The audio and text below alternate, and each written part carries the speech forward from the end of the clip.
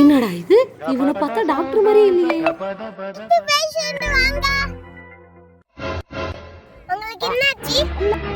ஒரே தலை சுத்தலா இருக்கு டாக்டர். நீங்க கண்டிப்பா மூடு பாத்துட்டீங்க.